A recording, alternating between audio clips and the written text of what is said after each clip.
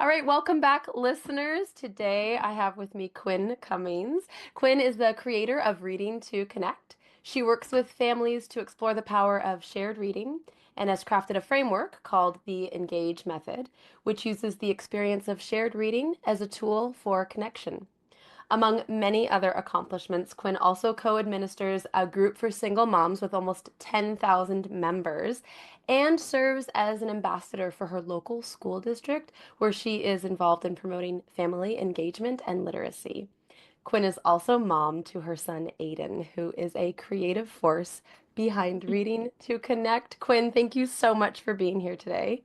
I'm so excited to be here. Thank you so much for having me. Absolutely. And I'm really excited to talk about connecting through reading, and we are going to specifically get into the topic of, when family reading feels like a struggle, which I'm looking forward to connecting Yes. with you about. But can we start with your journey? How did you get here, and how did Reading to Connect come about?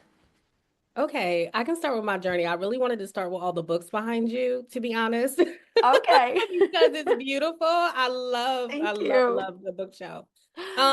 So my journey into reading and to connect, I don't know how far back to go, right? But I will say that the community aspect of my reading journey started in a strange way because I started with an MLM. Okay. Okay. I started with an MLM. It was called Usborne Books and More at the Yes. time. Yeah, yeah. Yes. Yep. But now it's called Paper Pie. I'm no longer with Oh, okay. Usborne. Or Paper Pie. Love the experience, the books. Oh gosh, all the books. Just love them. But Yeah. Yeah. I started the community then, and that's when I started to meet families and hear about their struggles with reading and hear Mm-hmm. about even people who loved books. I felt like weren't really getting the full experience from a book, if that makes sense, Mm-hmm. right? Because so Mm-hmm. many people love to read. So many of us are avid readers, but when it comes to reading to our kids, sometimes, oh, I'm skipping ahead, but sometimes it feels like Mm-hmm. just another to do, Yeah. right? Yeah. And we're not understanding that while it is a literacy tool, while it is so important to read to our kids, it also is full of so much magic that can really transform our homes. Mm-hmm. So I started out with Usborne building a community, and then when I left Usborne or walked away, for my own reasons, I kept the community going. I just really enjoyed talking to families, meeting families. We would do challenges and giveaways in the group. And then over time, I don't know, everything just kind of it turned into like this whole other thing. As I Mm-hmm. started to do more in the community with and because of my son, Mm-hmm. started working, with the school more. It just morphed. Yeah. Yeah, Mhm. that's really cool. So did this start then like kind of as a Facebook group community? Is that where it grew from Yes. or Started yeah. as a Yeah. Facebook group Okay, community. cool. At the time back then it was called Aiden's Books. Oh, Um, cool. yeah, because before Usborne, the person who actually recruited me for Usborne found me on Instagram because we had a whole bookstagram journey on there Oh, where I would cool. share books that I read with my son. And that started because so I've been a bookseller twice in my life. Once with Usborne, but before that, I worked at Barnes and Noble. Right after Ooh. college, I went to Rutgers and there was a Barnes and Noble in Princeton. Oh. Wonderful experience, mostly because you're a reader, so I'll tell you, Mhm. mostly because at Barnes and Noble, at least the one that I worked at, there were two or three levels. Well, on the staff level, loads and loads of books. Like Oh. before they were even released, like read Oh, these I love read that. these books and sell them to our customers. Like they wanted us to read them ahead of time. It was optional, but I was like, oh my gosh. Yes. And then at the Yes. time, the area, just the demographic, the way that, the area was made up, I was like one of the only Black people that worked there. And so all Mhm. the Black books, they were they were like Mm. all mine. Yeah, I love that. So I had, and so it was a wonderful experience. So it started on Instagram, and then because of Usborne, I started a Facebook group because they want you to do book parties for Okay. more. They want you to do book parties and they tell you to Hmm. make a group. And so I made one. Who knew, it was going to be this whole thing. So, Yeah. Oh, that's awesome. So, can you sort of, describe and talk about the engage method then? How did that come about, and what can people expect from that? okay. So, can I tell them what Reading to Connect is first? Oh, absolutely. That's fine. Yes. So Reading to Yes. Connect is like the overarching thing, right? And Mm-hmm. it's what I would consider to be a movement to Mm-hmm. get parents and educators, anybody who has the wonderful opportunity to read to a child, to Mm-hmm. get them past using books just for literacy building, past just turning the pages, and really help them to engage the child in the book, bring them into the life of the book with them. And at that moment, one of my favorite people, don't know her, but Sarah Mackenzie, who wrote the Read Aloud family. Yes, I love Um, her. I love yeah, her. Yeah. yep. Yep. She she has this quote, and I can't quote her directly. I don't remember it, but she talks about how when you're in a book, the rest of the world just falls away. Mm-hmm. And I love that so much. And so that's what Reading to Connect is. We're based on community, engagement and Mm-hmm. representation, because I feel it is so important for every child to see Mm-hmm. themselves and Mm-hmm. others in a book. It's Yeah. important for us to see the whole world displayed in books, given Mm-hmm. the opportunity. So the engage method came because while there are these beautiful, wonderful resources that we all love, you love Sarah Mackenzie, and she probably does at this point. There's a chapter maybe or two in her book. And then Jim Trelease's The Read Aloud Handbook. Mem Fox has Reading Magic. And there's another, I think her name is Jamie Martin. She has Give Your Child the World. Like, Okay. they all talk about like why we should read to our kids, the beauty of reading to our kids. They give Mm-hmm. wonderful book lists, but nobody talks about the how. And that was the Yeah. question I would get in my community that Yeah. surprised me the most, because it took, I was taken aback at first, because Mm-hmm. I'm like, what do you, parents would say, well, how? Like, even authors, I would do this thing in my community. It started out as just a show, Reading to Connect. At that time, it was called Parenting and Bonding with Children's Books, which is long, right? So I kind of just shortened it. Mm-hmm. Um, and then we started doing read alouds, like live read alouds in the group. And authors were afraid to read their own books in the group. And Huh. I'm like, what's up with that? What's going on? Yeah. And because at the time I'm techie. I worked in tech full Okay. time. I do web design and things like Oh, that. cool. And Okay. one of the authors was like, well, Quinn, if you can do that for you, can you do it for me? And she was like, you should do a course on how to present yourself as an author, like how to read your book to a group of kids. And I'm like, Cool. really? Like, it's your book. Like, you know how to read your book, right? But people But not, don't. yeah, yeah, not Yeah, and necessarily, and right? to Yeah. the extent of really getting the most out of the book. So the engage method Yes. is the exact how. It's a framework. It's in 6 steps, but you don't have to do every step when you sit Hmm. down, which is one of the things that we'll talk about today.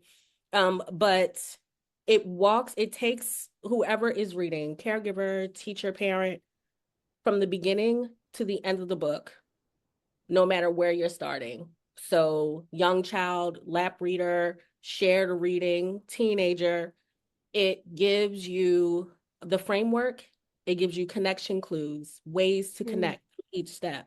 And then it Hmm. points out missable moments, like things that you would have missed if you weren't using the engage method, or just if you Okay. weren't paying attention to these things. You know Yeah. what I mean? Yeah. Yeah. Um, so that's what the engage method is.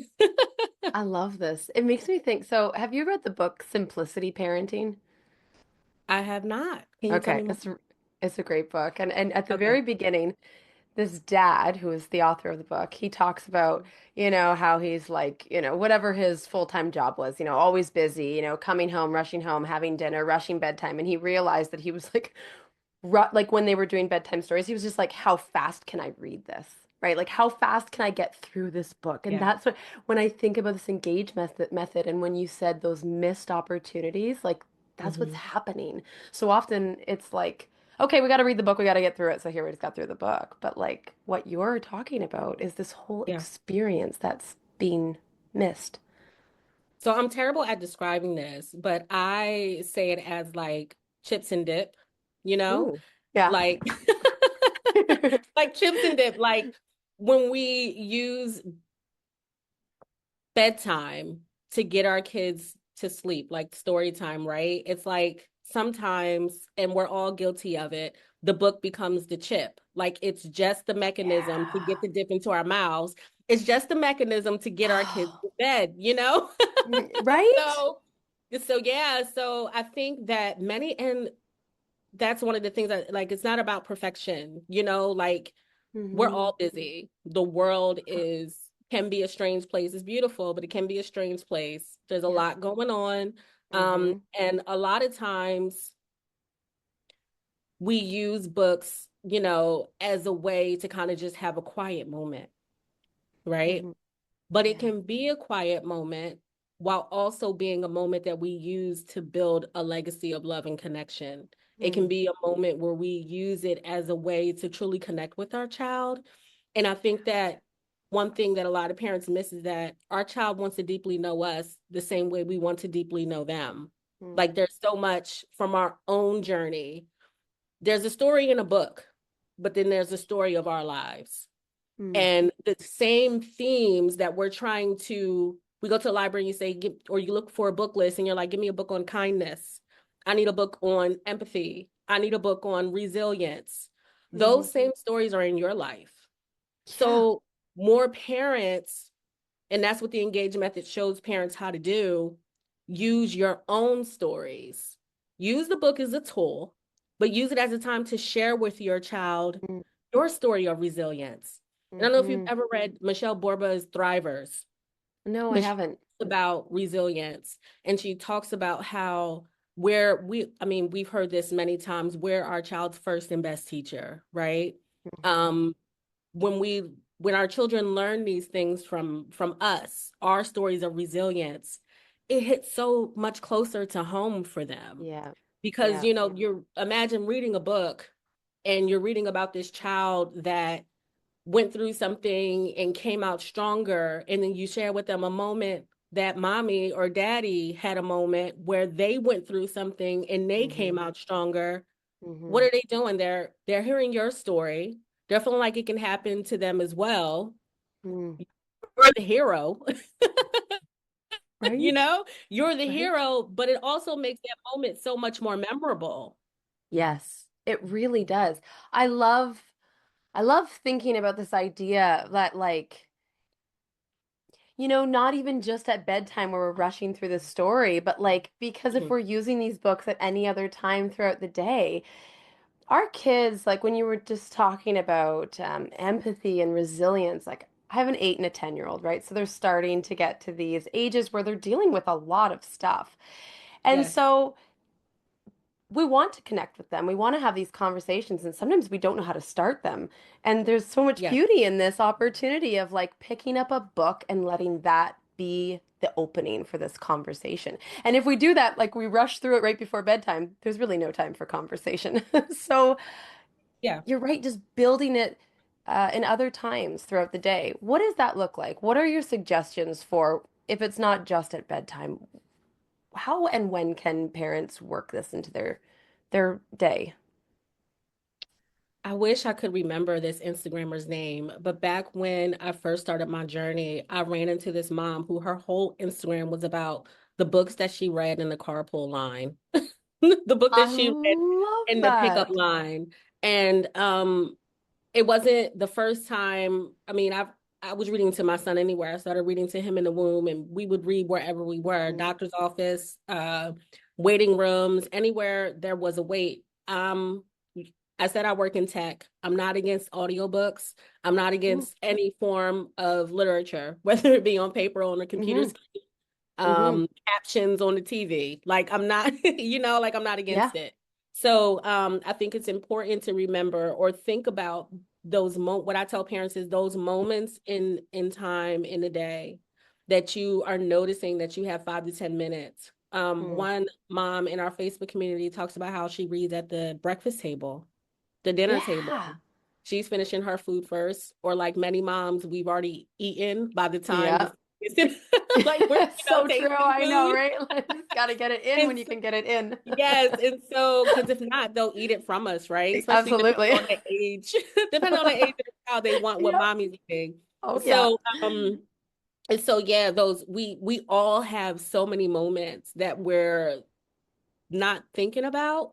Think about Mm. the time that you spend maybe at the park before it's time to go. Yeah. Yeah. Think about the time that you have in the doctor's office if it's a really long wait. The Hmm. time that you have if you have children going to two different schools, maybe, Hmm. and you have one in the car with you at pickup, or you have one kid in school and one kid that's still at home. You're in the pickup line. Hmm. Long drives, audiobooks. Oh, Aiden Yeah. and I love listening to audiobooks Yep. um, Us too. on long drives. Hmm. He loves listen. We have listened to Diary of an Awesome Friendly Kid like 50 million times. And I could Oh. probably prove that on my listening. Loves listening to that book. So there are so many moments in a day. I wanted to go back to something you said a second ago, but I can't exactly remember what it was, but it brought up a conversation I had with a parent actually just yesterday. A mom reached out to me and she said her son was 8 and he's having difficulty reading, struggling Hmm. in school, and she was trying to figure out how to bring up the difficult conversation. Yeah. She couldn't really figure out what was going on, that he was just not motivated to read. But I told her she was 50 million miles ahead because he loved listening to her read, right? Mm. And I said, well, she told me she reads books that he's interested in. And I said, well, let's expand that. Yeah. Maybe not just books that he's interested in, but also books where the main character is having the same struggles that he's having. Yeah. The main Yep. character is struggling with motivation. The main character is struggling in school. The main Yeah. character is, I told her, maybe she should talk to a reading coach. I won't tell too much, but I said maybe talk to a reading coach and see if there's some Hmm. difficulty. So many children struggle with things that we're just told maybe by some schools or some teachers that they're just behind. There Right. really could be something going on. In Yep. my business, I don't talk to parents about how to teach their children to read. That's just not my Mm. passion. It's Right. not. Right. Yeah. So, Yeah. but there are so many opportunities, like we were saying a little earlier, to find stories that our children can relate to, but also bring up Mm. those big topics that we're trying to find the space and time to Yeah. talk Yeah. And I, in that, when you talk about, finding the right book for that child at that time, I've heard this quote many times before, but parents will often say, my kid doesn't like reading, and it's not that they don't like reading, they just haven't found the right book yet, about. Yes. right? So it's finding that book that either meets them where they're at and what they might be going through, or Mhm. a topic that they're totally into. Like one of my boys is obsessed with dragons, so any Oh, dragon book there is, like, he's in love yes, with it, yes, I right? love Right? that. Yeah. Mm-hmm. So here's my struggle right now. I mean, and it's a funny place to be in because I'm an avid reader and always have been. When Yeah. my first and second especially were little, like we read all the time. We read in the morning, we had our book basket. We read in the afternoons and nap time. We read before bed, of course, but we read throughout the day, always, always. Mm-hmm. And then I had my third, and he still, had books read to him because my other boys were, let's see, 5 and 3 at the time. So we were still doing like a lot of picture books.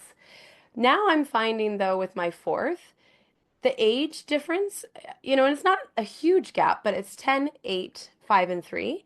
And I'm Mm-hmm. just struggling to like find, I don't know, bedtime is rushed, so we're still trying to fit in books there. We might do an audiobook. We're trying to do Harry Potter, but that doesn't really engage my 5 and 3 year old. And Mm-hmm. I'm struggling. And, so I like when you bring up, hey, remember all these tiny moments, like at the park, breakfast, at, lunch, or, like I am home with my 3 year old. And so I think this is ridiculous that we're not finding time to read. But No, it's not. life has, like you said, it just gets so busy. Mm-hmm. And I think we skip over these opportunities or these moments. And I just can't seem to make it work anymore. And I don't know why, but Why do you think it's not working? I Is the think I'm reading not trying to, happening or are the kids not engaged? What do you think is going on? they love reading. They love reading. I think I'm finding that I'm trying to like read to each of them individually, like at different times. Like I'm trying to read the little 3-year-old books to the 3-year-old, the 5-year-old books to the 5-year-old, or we've gone to, like I said, the Harry Potter, the chapter books that then the other kids aren't really necessarily engaged in, but they're still hearing a story, but they're kind of missing that like sit down on my lap with the picture book. I don't know. I just feel like maybe there's too much, and but I think also I just need to find the other moments throughout the day. And I think hopefully this conversation encourages other parents who are feeling the same struggle as me. Like I Mhm. can't even describe it almost, you Yeah. know, maybe they'll find that, okay, it is just I think this is something else I wanted to ask you about. Like, how do we not feel guilty, but also get inspired to like find those moments throughout the day or whatever that is, whatever that looks like. So I think we don't want to carry any more guilt about it, but be inspired to want to connect in these moments. Hmm. So there's a lot there, right? One thing I want to say is I've never been an advocate for reading levels or age ranges in books. You Mm, know, I think it's beautiful, number one, that you are approaching reading time as a separate experience for each child. That that can also lead to feeling or making reading feel like a lot of work for you. While it is a mhm, beautiful experience, some days you may be able to do that, some days you mhm, won't be able to. I think mhm. it's also beautiful that you have a 10-year-old that it sounds like you're still able to read to, Yeah, right? yeah, yeah. Um, my son and I, we do shared reading. He's 10. And so and when I say shared reading because you go through stages, right? As you just talked about. So we're reading to our child in the womb, and then we're reading to them in our laps, and then they might be reading with us, and then they pick their own books or we pick a book and we buy two and we Oh, read one yeah. book. He reads, the book, and then we come together in certain times. They're usually random, and I'm like, hey, did you get to that part yet? Or hey, did Love this come up? this. um does that kid remind you of what we talked about the other day when you got in the car after school? um I don't think that in trying to bring all the kids together, Sarah Mackenzie talks about this actually, like a family book club kind of situation. Mm, Or I don't know if she talks about this part, but having older kids read to the younger kids. Because when you that's look a great at idea. it, Hmm. doesn't always have to be mom or dad reading, especially when we're not looking at it as like a page turning experience, but a community activity where Hmm. stories, like it's like a story within a story, right? So imagine your family sitting around reading a book, and Hmm. you start reading. Man, there was what is it called? Like a reading log that I put out. And Okay. I would tell parents to do 15 minutes a day. And I said, if five Mm, minutes are spent in the book and 10 minutes are spent just you conversing about the book, yeah. the best time ever. I love Like that. there's the magic of reading to me is much more than the book. Hmm. So I feel like don't get caught up or feel guilty about not being able to stay in the book long. You don't have to finish a whole book in one sitting. You don't have to finish Hmm. a whole page, a whole chapter. You don't Hmm. even have to finish the book. When I interviewed at Barnes and Noble, and I still remember this, it was like profound to me at the time. It was like, this might get you. He said, do you finish every book you read? And I said, yeah. What are you talking about? I finish every book. He said, you don't have to commit to somebody else's inability to tell a story. Oh, I said, what? Now, wow. now Oh, with the engage method, huh. actually one of them, because there's one for each letter of the word engage. The Okay. last step is my absolute favorite, and I probably shouldn't give it away, but it's called the ending swap. And it is a creativity building, critical thinking Mm, experience without feeling like it. Because if you find yourself going through a book, and we've read many books that just didn't quite resonate, you know, yeah, hmm. Yep. And Yep. it's like, what would you have done? How Yeah. would you have ended the story? What would that character have done if Mm. you were writing it? Yeah. Um, where would this book go next? If you had to add another chapter, what would you do? Like, how would the storyline continue? And before Hmm. you know it, I know sometimes like I talk about books and I'm like, people are like, what is she talking about? Like she's on the cloud somewhere. But it's like you're building whole worlds together at this point, Yes. you Yes. know? And it's like Yes. an experience that you and your family share. And so that's where we Yeah. get the inside jokes, the moments that only you understand. Hmm. Random, I'm running my mouth, but I'll tell you this. My son had to be about 6 when we read this book. I talk about this in the course, so if anybody just so happens to hop into the course, you'll hear their story a second time. But we were reading this book. I don't remember what it was called, but there was this queen in the book, and I love doing voices, as so many parents do, and some Me parents too. Yep. voices. I'm not doing that. The course talks about ways to make reading expressive without doing voices. If you're Oh, really, fun. really afraid of doing voices, but everybody should do voices. You just should, right?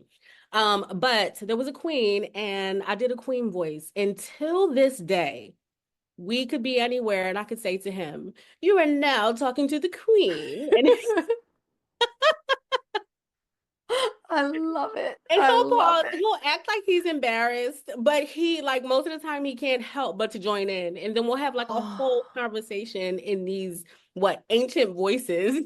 oh, I And love it's the it. best thing. So yeah, I went all around town for whatever question you originally asked me, but hopefully that helped. Well, and I think my question was all around town too, right? Because I felt like I was Okay. struggling in so many levels, and oh, so many good things there. I love that inside joke that like Mm-hmm. connects you. And this is just it. It's the whole point, right? You're connecting through reading. It's a whole mindset shift. Instead of seeing Mm-hmm. the book as just something that was cute and we got through, it's like, oh, Yes. really truly connecting. I really love the idea of this. Did you call it shared reading, where you and your son will read the book at the same Yes. time and connect Yes. over it?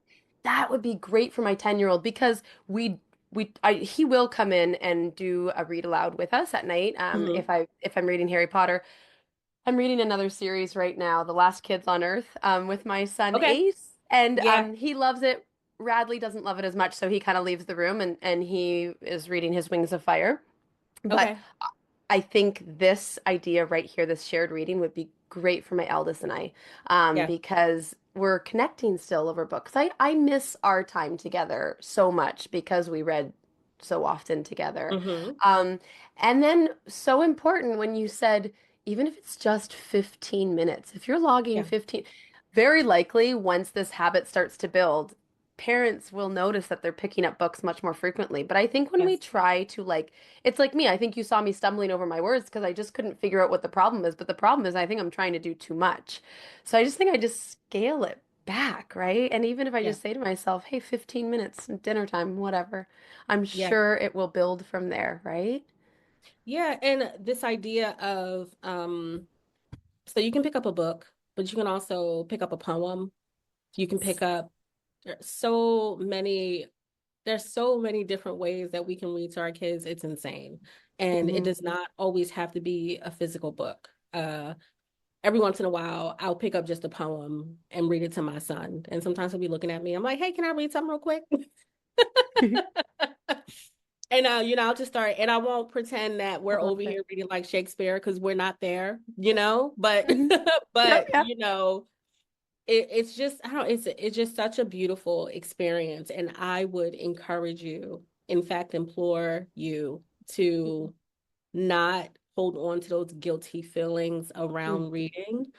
I think Yeah. that if more parents looked at reading as a way to get to know their child, as a way Mm. for their child to get to know them, as a way Hmm. for, and the course talks about this, building a legacy and really honing in on what your values are, what Hmm. values you want to pass on to your children. There's Hmm. a, it's hard for me, but I don't give a lot of book recommendations anymore, right? Hmm. Because what I've found in working in community with parents is that one family may love a book and one Yep, family may hate it, right? yep, yep, yep. So I do a family reading blueprint. where Mm, throughout the whole course, you're walking through and you're making notes of the mm, things that you want your family to know, the mm-hmm, value that you want to share, things mm-hmm, that the activities you kind of do in the course, and paying attention to the things that you notice, those missable moments, and mm-hmm, using the connection clues. You're writing those down on this family reading blueprint, and you can take mm. them to your librarian. You can take it to your bookstore and say, hey, this is my family. It's like your family reading crest, right? This is my Oh, family. Can you help me find books? You know? I love that. I Yeah. love that. This whole conversation is just reminding me, what was the whole point of stories in the first place? And I mean, it started as an oral tradition, right? And we told Yes. stories and then they started to be written down, but we were sharing Yes. ourselves with someone else. And yes, it's become such a literacy thing, and we're all, as parents, panicked that our kids aren't at the reading level and they're not getting enough engagement with the reading and writing, and it's like so Hmm. we've lost the whole enjoyment of it. And I One of think the this is things that I hear, beautiful. I'm sorry. One of the things that I hear quite a bit, I put out a survey, like just at large. I was in like a bunch of Facebook groups in different places, and I was like, can Hmm. people take this, right? Yeah, yeah. A lot of the feedback that I got was, no, I don't do it because it's happening in school. No, I'm Mm. not, because I can't find books where the child looks like my child. That's understood. Hmm. But in school, depending on the teacher you get, because there's a couple teachers I can think of, and one was on my show previously. Love her. She left education, but love her to death. Where books are just seen as a literacy tool. Like, Yeah. yeah, they're reading, but they're reading for comprehension. They're reading Hmm. to be tested. They're reading and they're afraid to get called on to read the next, thing. And it's like, you're Hmm. right. Storytelling is a tradition that's passed down, you Hmm. know? And if we keep missing the opportunity to show our children ourselves in these books, like it's good that they're learning about I other love it. people and other Yeah. characters, but there's so much about you that they need to learn as well. Yeah. There's so many things. One of the things I used to do when my son was in kindergarten, and I would send him to school and I would have post-it notes, right? Reminders for myself. Monday, I'll tell him to be kind. Tuesday, Mm. I'll tell him Jesus loves him. Wednesday, I'll tell him be a friend today. Like, and it started to become this thing where it was just like I was badgering, like, it was Hmm. like this thing. And I'm like, there's so many ways to pass those values on through books, you Yeah. know? Yeah. So many ways. And many parents get it because you're looking for their searches. You look Google search, book list for kindness, book list for this, book list for that, and so they get it. But I just want parents to dig more in to the moment. Yeah. It's so inspiring. It like just me sitting here, it's like, oh, now I just want them to come home from school so we can engage in a story So together and yeah. talk. It's just a great reframe. And I think it's very helpful for parents to see it as just an opportunity to share and connect and, like you said, get to know each other more and more. Exactly. We always want these opportunities to get to know our child more. And, it's Mhm. like, oh, asking questions at the dinner table or whatever that looks like. Well, this is like a perfect opportunity to see what they Mhm. love, to see what they think about the world around them, see what kind of Yes. questions they have. Yeah. Mhm. Wow. That's Mhm. beautiful. How can people get involved in the Engage method? What does that course look like? So the course, if you go to my website, it's readingtoconnect.com/engage. There'll be Okay. a really long page that'll tell you all the things that you can get when you tap into the course. But I think one of the most important things for parents to know is that I, I just had somebody finish the course and she was like, I didn't know this was so much more than a reading method. She said, this touched me, so I want to share it. Like the review was fresh, okay? But I she love it. said, I felt like I was being wrapped in a warm, knowledgeable hug. Mm, Like, oh, I can I cry right love now? that. Yeah. Oh, I love that. So, but what parents can expect if they go over to the website first, they can just learn more about everything that it is that we're doing, the community, the show, There are different guides, free guides and videos where they can set their reading intentions as a family. Mm-hmm. Um, the other one is five simple shifts to how to change your mindset and really transform the way you're doing reading in your family. Mm. That's actually a guide and a preview to the course. So it's the Okay. first module of the course on mindset, and it's called Mm. Connection Over Perfection. Mm. And that's a good way for parents who are kind of thinking about it but are not sure to Yeah. hop in and kind of see, if you can pick up what I'm putting down. Yep. And it's a good way to get started. But I would love for you guys to check out the website. Come over into the Facebook group. It's like a party Okay. there. Yeah. Oh, cool, cool. Okay. We love Good. it. There's a mix, authors, educators, parents, a whole mix of people. So, yep. Awesome. And you have your Substack. Is that kind of, Yes. is that newish? Substack is new for us because I used to run it live on Facebook. And then Okay. it will be sent to YouTube sometimes, but I wasn't really a fan of like YouTube for the show. And so somebody told me about Substack, and I was like, oh, let me check it out. I love it so far. It's become a place where I'm meeting because it's a place for writers, Yeah. right? So Yeah. I'm I meeting love so it. many Yeah. other people that are really loving the mission and getting involved, and people also that I Mm. can support their mission and get involved. It's like people are doing so many wonderful things.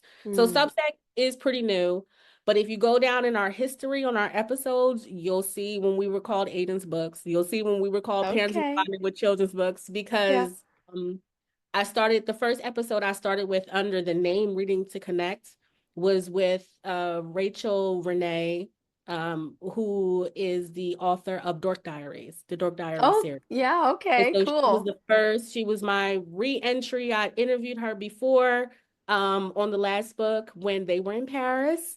And then the newest book that they just released, they were like our coming back kind of and entering the Substack Oh, world. cool. Yeah. Okay. Very Mm-hmm. cool. So lots of great content out there for listeners to check out and get involved in the Facebook group. That sounds great.